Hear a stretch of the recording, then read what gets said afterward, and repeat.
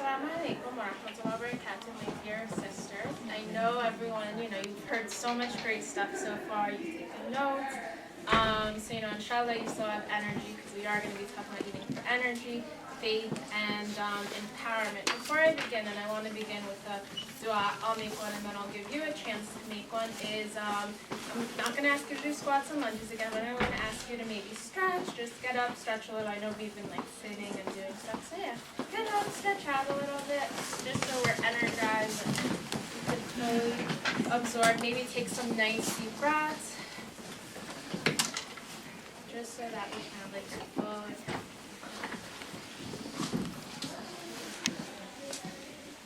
Definitely take at least 1 or 2 full deep breaths. It feels really good. Because sometimes when we're so busy, it's shallow breaths. People are going to walk in and be like, why are they standing up? Sorry. And then once you're ready, you can let me know by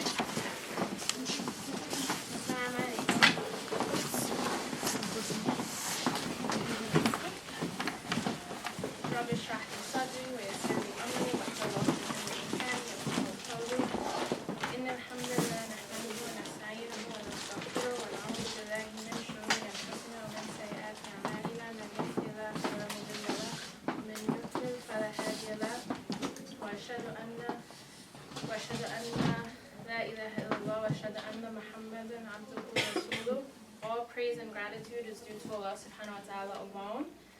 We seek His help and His forgiveness. We seek refuge with Allah from the evil of our own souls and from our bad deeds.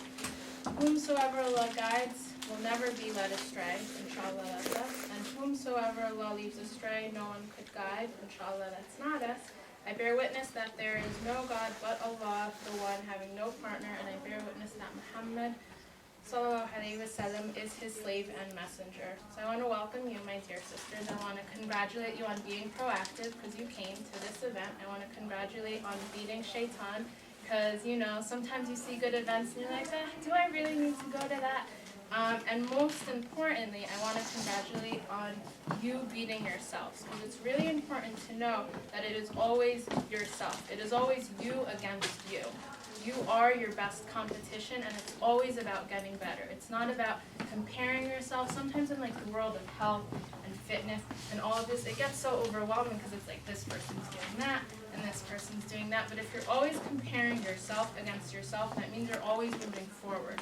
And even when you fall down, you're still aiming to move forward. So keep that in mind because we're all so unique, and it's a waste of your own soul if you're comparing to other people. So that's one thing. And what I'm going to ask you to do, and I'm going to do this as well, is we're going to each take a minute, inshallah, to set an intention, make a personal dua, and I'm going to do the same just because we can hear all this great stuff and be like, yeah, I'm going to do that, but, set an intention really concrete of what you're looking to get out, either of this event or this specific talk. So take a second, make some dua. Always good to make dua, especially in this setting. I'm going to do the same.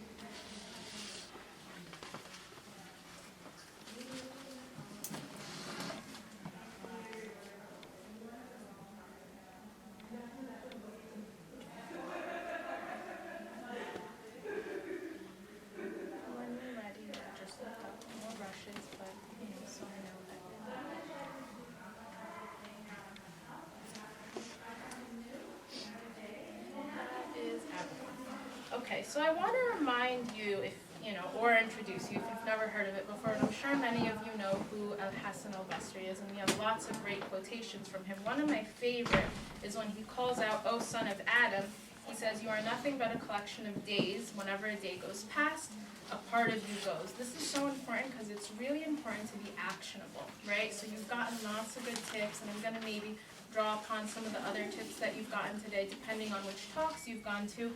But just, even if you hear lots of great things, don't try to do everything at once. Just try to do something, because with every passing day is a passing day. So are you better than the old version of yourself from yesterday? Are you better from the version, before that? So that's really important. And in the Qur'an, Allah subhanahu wa ta'ala tells us, and this is, of course, all ayats are important, but I argue that this is a very, very important ayah from the Qur'an when Allah subhanahu wa ta'ala tells us, وَمَا خَلَقْتُ الْجِنَّ وَالْإِنسَ إِلَّا لِيَعْبُدُونَ. So he says, and I did not create the jinn and mankind except to worship me. And many of you might be familiar with this ayah. And the thing is that Allah subhanahu wa ta'ala uses negation, so he doesn't say that your only purpose is to worship me. He said, I did not create you for anything else but to worship me. So that's like negating it, just like the shahada is a negation. And what that says is that it's really important. So, you might be here for various different reasons, but the goal is that whatever it is, that is always our goal. Allah subhanahu wa ta'ala is always the goal, and everything else should be like a means or a tool. So your health is a means to that goal. I was here for the parenting talk. Who was here for that? She did a really good job. I really like that. For those of you who are parents or, inshallah will be, or even if you have parents, that relationship, that should always lead to Allah subhanahu wa ta'ala. Even looking your best, all those great tips she gave there, that it should always be the means, right? So we never want to confuse the means with the goal. And one person I always recommend, and I'm sure many of you are familiar on her writing, is Sister Yasmin Mujahid, if you're familiar with her. She does a great job of, if you want more on just the means versus the goal, you could go there. So now you're actually here for eating and food and energy and all of that. So I wanna propose something to you. I wanna propose that your relationship to food reveals hidden gems about your iman. Iman meaning your faith. That is so important. I'm a firm believer in the fact that the way you do one thing is the way you do everything. Now, this world is not black and white, so obviously there's going to be some exceptions here or there, but let me give you some examples. For instance, the person who gets up for Fajr, even when they're not feeling 100% and kind of feeling like, oh, it's nice and warm here in my blanket, but they force themselves up. Come on, it's been a cold winter, you know what I'm talking about. They get themselves up. That's the same person who's going to take themselves to the gym on the days where they're just like, I do not feel like going to the gym, or I don't feel like putting that DVD in. Does that mean that that's the only connection? No, obviously there are exceptions to that. But it's the mentality that's the same. The person who measures, measures their progress with Qur'an, is the same person who's going to monitor and measure what foods go into their body, because the commonality is the measurement, the consciousness, the awareness, right? Because that's what makes us different from animals, a level of consciousness, not heedlessness, and may we not be of those who are heedless or in a state of ghafla. The person who says no to the falsehoods of things like GMOs and all these crazy things that are thrown at us is the same person who's going to investigate and say no to the falsehoods of the deen, because the commonality there is that that person wants the haqq, they want the truth. The person who reads ingredients and ignores marketing, so here's your first tip. You want to know if something's good, read the ingredients, forget everything else on the front. That's a really good tip. But the person who reads all of that is the same person who's going to go to the source and ignore fads in all aspects of life, right? And the person who is conscious of what they consume from a food perspective is the same person who's going to be conscious of what they consume from, what do they let their eyes see? What do they let their ears see? So it all works together. It's not just about, eating the best stuff. It's about connecting it all and like a mentality, right? So now I'm going to ask you, based on that, what does your relationship with food say about your iman? Does it say you're lazy, or does it say you're prepared? Does it say that you're surface level, or does it say that you're trying to attain depths? Does it say that you're a hoarder, or do you share? Does it say that you're balanced in your approach, or are you extreme? And extreme could go two ways. Does it say that you're a leader or a follower? And does it say that you're like our beloved Prophet, sallallahu alaihi wasallam, or that you're unlike him? And of course, the other prophets as well. And this is a good one. Does it say that you make excuses or results? Which one do you produce? Because you either have excuses or you have results in every area of life. So I'm going to share something. So let's say that you've been asleep for a really, really, really, really long time, right? And obviously, since you've been sleeping, and I want you to exaggerate it a little bit, you obviously haven't eaten. You would wake up really hungry, right? Like, let's say like days. I know that's not going to happen, but just pretend for me. I'm just talking about days, right? Who would wake up hungry? I would wake up hungry, right? Little confused. I mean, who really sleeps for days? How likely is it for people to go, when they go get food, how many people are going to kind of want the quickest thing? I mean, honestly, if it's been days or like you haven't had food, quickest things.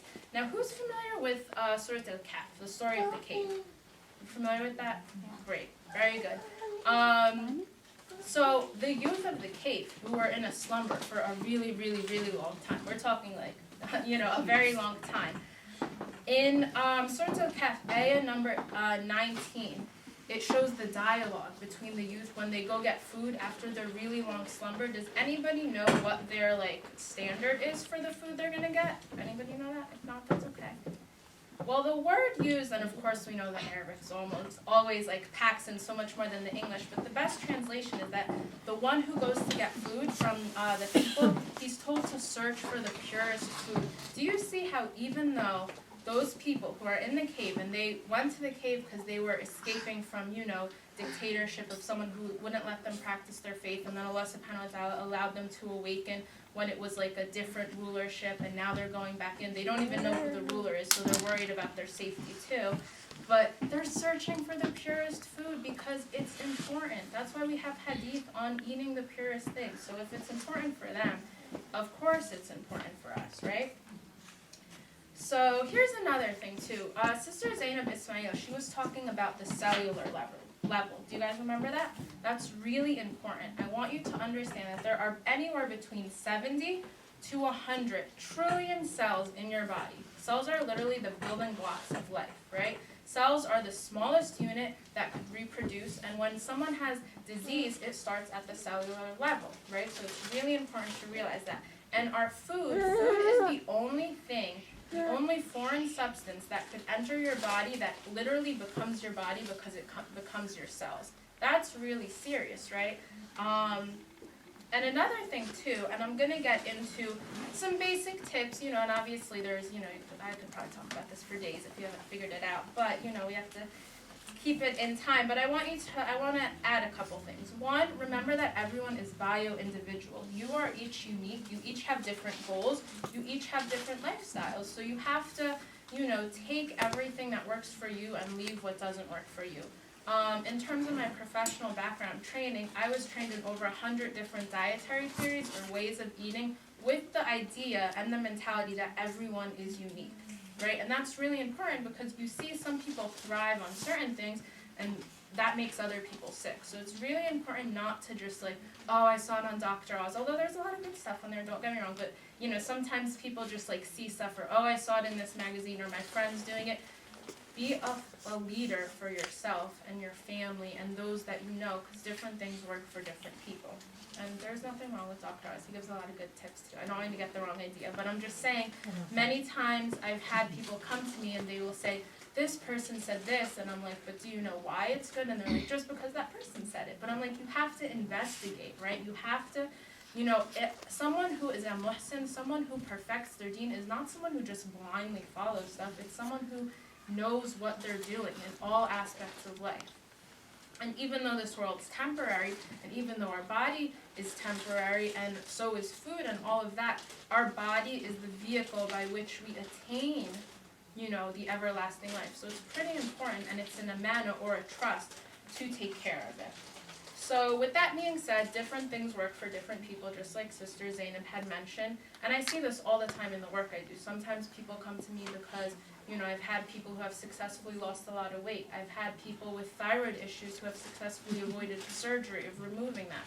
People who have gotten off of medications. People who have, you can't cure cancer, but people who have seen their blood work go down, down, down, down, but then up. So everyone has different things going on in their life. You just have to realize that you are unique, and that, that being said, there are general guidelines that work best for the average woman, but don't lose your uniqueness, because a cookie cutter, dogmatic type of solution is not going to work for everyone. So I'm going to share with you a couple of tips that I think are really key and, that I think could apply to everyone.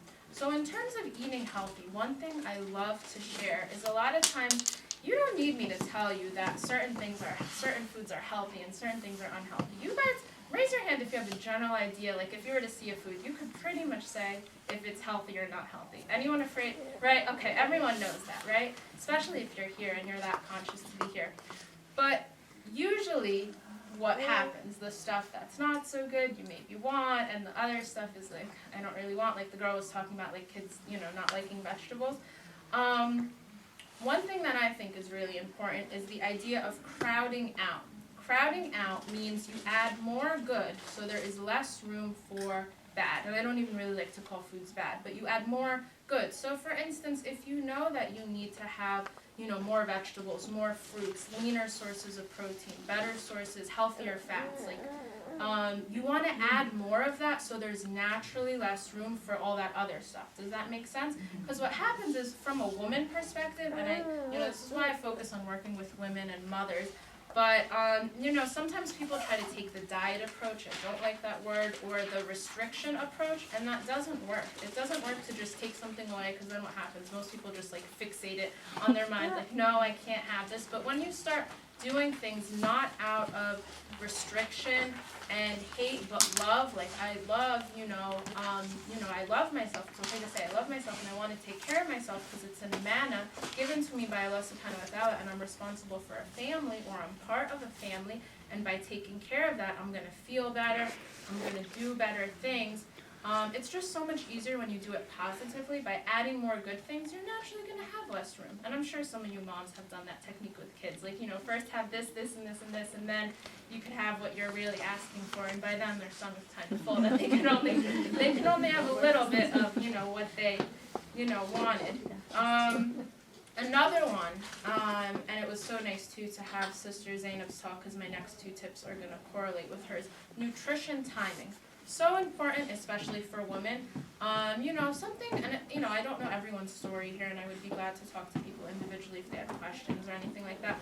But something I see a lot in women is not consistent eating time. So some people, I've seen women who sometimes they don't have breakfast, or some people they're the crew of not having lunch, or some people only have one meal a day, or some people don't have any meals, they just snack, and leftovers and kids and grab and go and on the go. So it's really important to have, and she laid it out very nice, and I agree with her in regards to you want consistent meals, small portions, and like she said, there's different things. Not everyone might need 5 meals. Maybe some people only need 3, but usually 3 is the baseline. But you want to start where you are and then add on. Does that make sense? But it's really important that you're getting, you have a couple hours between meals, that you don't go a really long time, unless of course it's Ramadan. That's a different story.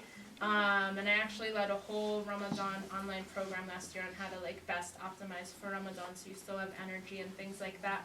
But that is definitely key. Now, the next point I want to mention is the fact that your body is smarter than you. So, even when we were talking about the story of Surat al-Kahf, of the people searching for the purest food, why do you think they wanted the purest food? Because they wanted to be in top-notch condition. So that when you eat something that gives you energy, you feel good, versus if you eat something that kind of spikes your energy levels down, you don't feel so good. But people still tend to crave things. One thing I do a lot in my work, and I hear a lot from women, is I'm a sweets person, or I want sugar, or the sugar craving. Let me share something with you. They did a study in France where they proved that sugar in its refined form, so the white powdery sugar, is actually more addictive than cocaine. How crazy is that? That is crazy. No, I know. And the thing is that that's in its most refined form. Now, does that mean that you can never have anything sweet? No, that's silly, but there are different ways. For instance, I develop many, I put together a recipe book and do different things. There's many ways to, have nice things, and your taste buds adjust as well. You might think, you want something sweet or sugar, but how does it make you feel after? It's almost like a perpetual cycle that keeps on going and going and going. It causes inflammation in your body. Your blood sugar is out of whack. It's not helping you in regards to being at your best self, spiritually, mentally, physically. So it's really important to know that sometimes it's just hard to kind of start, but your body will kind of detox from those things, because there are certain chemicals and sugars that are actually addictive. They've been studied the same way that drugs are. And we know drugs are haram in Islam, so I don't think, I'm not saying sugar is haram, don't get it twisted, but I'm saying that they treat your body the same way. Just like we said in the beginning, the same person who is going to be conscious of their ingredients is the same person who's going to be conscious of their deen. The same person who's going to drag themselves out when it's really cold at Fajr, that person's going to go to the gym. The same mentality. So you just want to be aware. What's also really important is how much water you drink. I was really happy. I was in this first talk here, and she was talking about like skincare and stuff like that, but she mentioned water. Who was here during that talk with Sister Bushra? So she gave a really good point. The best water recommendation, and I've seen this work for many different people, is half your body weight in ounces. So if you weigh, I'm going to throw out like 3 different numbers. If you weigh like 120, you want at least 60 ounces of water. If you weigh like 100, let's say 50, you want at least 75 ounces. If someone weighs 200, they want at least 100 ounces of water. Does that make sense? Half your body weight in ounces. Now here's the thing. I'm currently working with someone who probably needs like triple the amount of water than what she currently is. Does that mean I tell her to go, and she was currently drinking, I think like a bottle and a half when we started per day. Does that mean she goes from like 1.5 bottles to, which like a bottle I think she was using was like almost 17 ounces. Does that mean she jumps to like 6 bottles a day? No, that's not consistent and that's not small steps. So you add like one at a time. Let's say your formula says you need, you know, like 10 glasses of water a day, like 10 8-ounce glasses, or 8, or whatever the case. You look at where you are and you slowly add. Does that make sense? Because 1, you don't want to shock your body. 2, you want to be consistent. So just like, actually I didn't say it here, but I said it out there, you're not going to pray like, you know, 20 extra rakats of salah one night and then go like weeks and weeks and weeks without like saying Allahu Akbar and pray again. You know, I mean, of course, if you were to do that, there's always, until you hit the grave, there's always time to repent to Allah subhanahu wa ta'ala, but that's not the formula for success. I think everyone here could agree for that. So that's the same way that you want to do what's consistent and what works. You know, she was at like 1, she's at like 4 now, and she's almost at where she needs to be with her water. And she's seeing, you know, energy. You have to realize that we are mostly made out of water. Like, water is the main thing, and in the Qur'an, Allah subhanahu wa ta'ala tells us that every living thing comes from water. So that's really important. If you're, you know, food is definitely important, but if you're not drinking water and you're largely compromised of 70+% of your body being water, and everyone's different, so for some people it could be up to like 85%, maybe even higher than that, we have a problem there. So water is really important. I mean, my mom calls me a fish. I love water. That was not always the case, by the way, but you know, some people don't like water. There's ways to make it more interesting. Squeeze lemon juice in it. That's really good too, because lemon alkalizes your body, which decreases acid in your body. You could also like infuse berries in your water, pretend like it's getting nice outside by like using springy stuff, mint leaves. There's many fun ways to do it for sure, but you want to be consuming water. I'm not going to talk too much on building like a successful meal because Zainab really put it down, but I'm going to add, yeah. Can I just ask a quick question? Sure. What about carbonated water, seltzer? Right, so seltzer water, and I guess you're talking about like the unsweetened, like the, the vintage beer, seltzer. that type of thing. Yeah. That's definitely better than soda. So I like to think of health as a continuum. Do you get what I mean by that? Like, okay, better, good, best, optimal. Does that make sense? So of course pure water is going to be like the most optimal, and soda, I mean there's different degrees of soda too. I mean if you look at like the regular soda that has all these chemicals and high fructose corn syrup, I mean you could clean a toilet bowl with soda. They figure that out. So let's just figure out what it does to your actual body. Although, you know, there might be like, I know they sell some sodas that are sweetened other ways, and obviously that's not like the optimal thing, but I mean, you know, some people